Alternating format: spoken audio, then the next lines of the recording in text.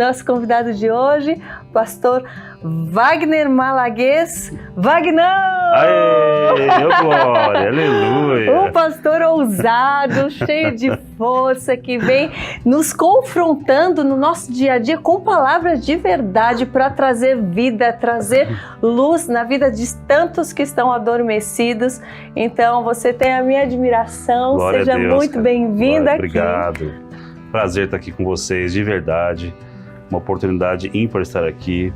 E é um privilégio, porque assim, você falou aqui, né, o pastor que eu vivo incomodando os outros na internet, né? Então você deve me conhecer por isso, né?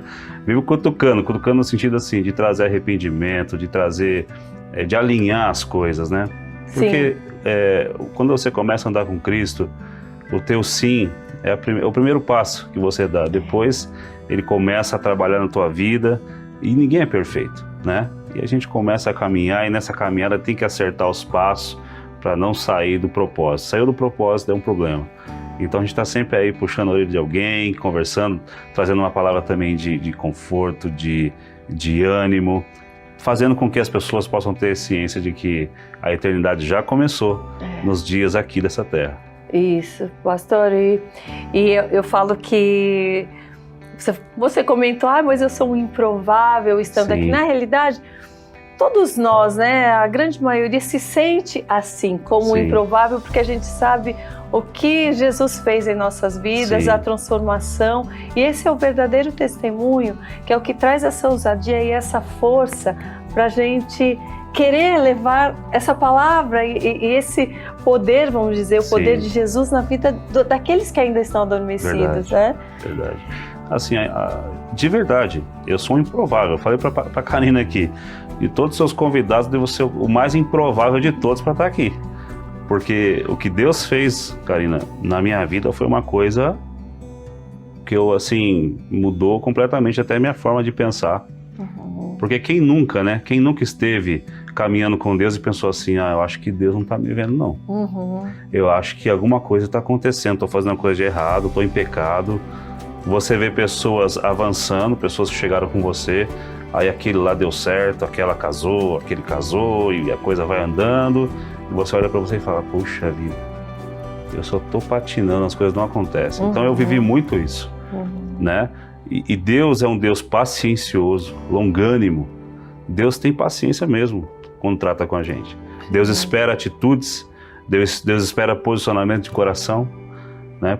Porque nem sempre as pessoas têm o coração dado de verdade para o Senhor. Né? Eu até tenho levado essa mensagem sobre entregar o coração, sobre entregar verdadeiramente o coração para o Senhor. Eu aceitei Jesus, eu fui batizado, eu estou na igreja, mas nem sempre o teu coração está na mão do Senhor. E é um começo de processo. Então Deus vai trabalhando e vai ajeitando as coisas para que isso aconteça. Então a improbabilidade de estar aqui era total, mas o Senhor colocou a mão. O pastor, a gente vê, né, hoje o ministério, né, através da internet sendo expandido, e eu vejo sua voz chegando em tantos lugares, mas eu quero saber lá no início, como foi, primeiramente, o teu encontro com Jesus, o teu momento onde virou a chave e você falou, agora eu tenho um propósito, agora eu vejo tudo de forma diferente. Você veio de família cristã? Como foi a sua infância? Eu vim de uma família católica, né? Eu era católico praticante. Então eu fiz lá a primeira comunhão, catequese, essas coisas aí.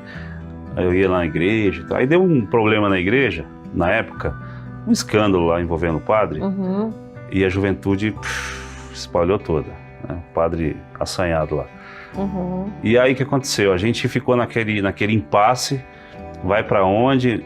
Só tinha uma igreja na cidade, a gente ficou sem igreja, no mundo mesmo, espalhado.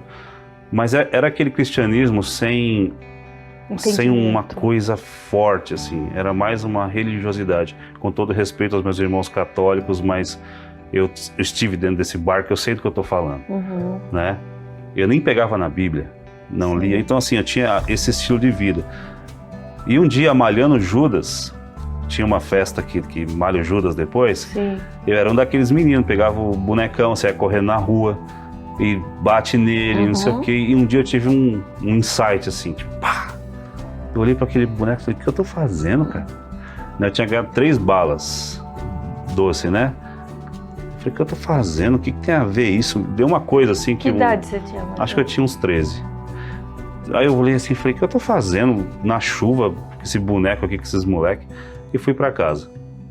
Mas já era o Espírito Santo mexendo, né? Por que você tá fazendo isso?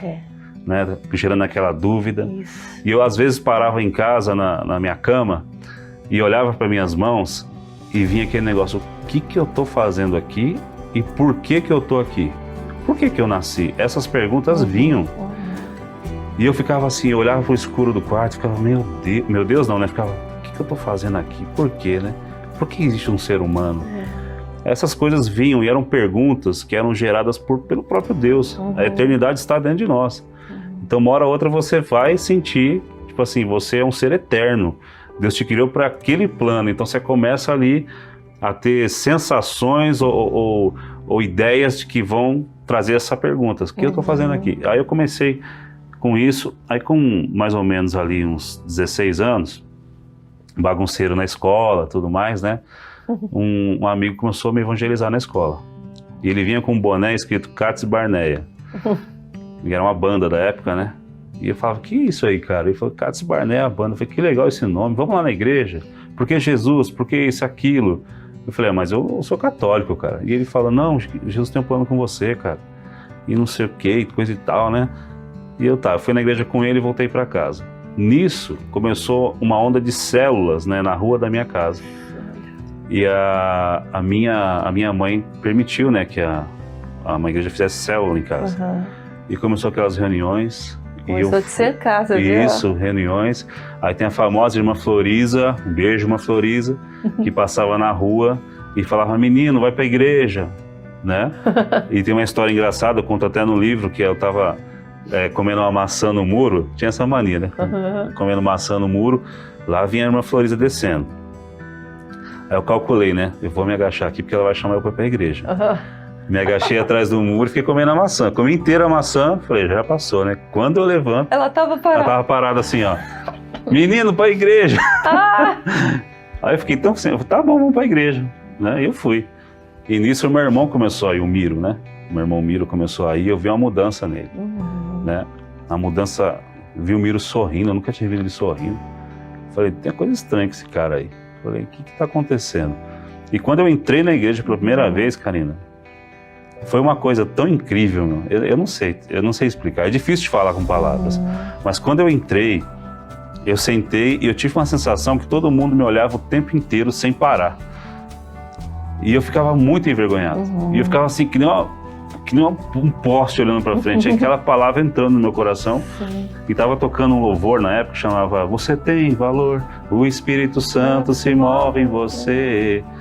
E na hora desse louvor, me deu aquele caroço na garganta e começou a vir um sentimento de arrependimento. Só que tinha um cara conhecido, né? Tava muito frio aquele dia. Eu tava do lado da porta, pronto para ir embora. Aí eu olhei para um rapaz que estava na porta, o Rubinho. Era o único conhecido que tinha na igreja naquele dia. Eu falei, Rubinho. Ele, o que é? Eu falei, eu tô com um caroço na garganta, cara. Eu tô com uma vontade de chorar, não sei o que é. Ele falou assim, ó, isso é a mão de Deus tocando em você. Quando ele falou isso, eu chorei daquele momento, copiosamente, até o final do culto. E terminou o culto, eu fiquei na cadeira chorando. E me passou tudo na cabeça, tudo assim, ó. O pecado, o arrependimento veio de um jeito. E ali eu tive um encontro com o amor de Deus, muito forte, ao ponto assim, no final, o pastor falou assim, ei, não fechar a igreja, você pode ir para casa.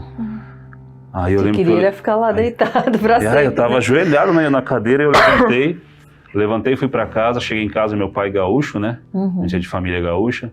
Meu pai falou assim, o que tá chorando, rapaz? Eu falei, foi Jesus, né? Tipo, cheio de lá, vai virar homem, rapaz. Meu pai falou assim, que negócio é esse?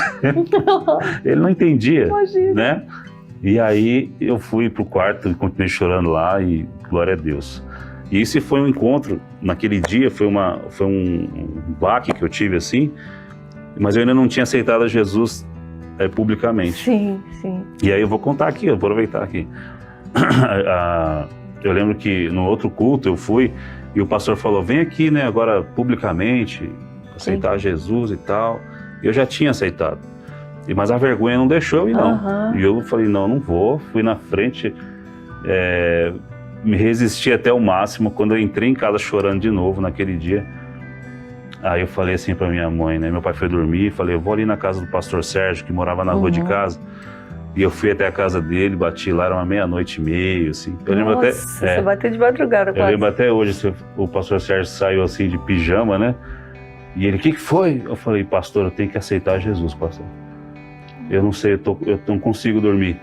Aí ele entra aqui, né? Entrei na casa dele, eu levantei as mãos e falei, Jesus, eu te aceito, o Senhor é o Senhor e tal. Publicamente ele orou por mim e voltei para casa. Nossa. Aí ali começou toda a história, toda a caminhada, e teve muitas coisas que aconteceram.